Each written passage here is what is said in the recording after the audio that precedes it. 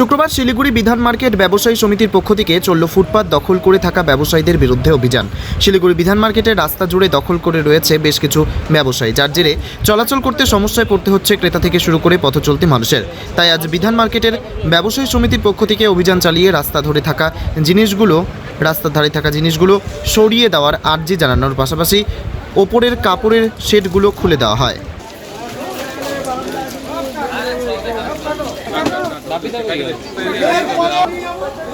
ওইভাবেই দোকানদারি করতে হবে।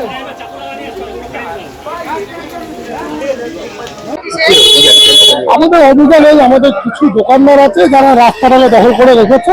আমরা সেই রাস্তাটাকে ক্লিয়ার করে দেবো। তারপরে কিছু প্লাস্টিক লাগানো আছে, সেগুলো আমরা হটিয়ে দেবো।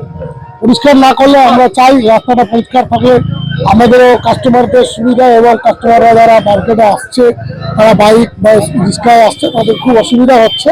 যেহেতু রাস্তাটা খুব ছোট হয়ে যাচ্ছে, তার জন্য আমরা সম্পূর্ণ মার্কেটে প্লাস্টিক এবং যারা রাস্তাটা দখল করে আছে তাদেরকে আমরা দোকানে মাল, দোকানের বাইরে প্রচুর মাল রাখা হয় লোকজনের আসতে যাতে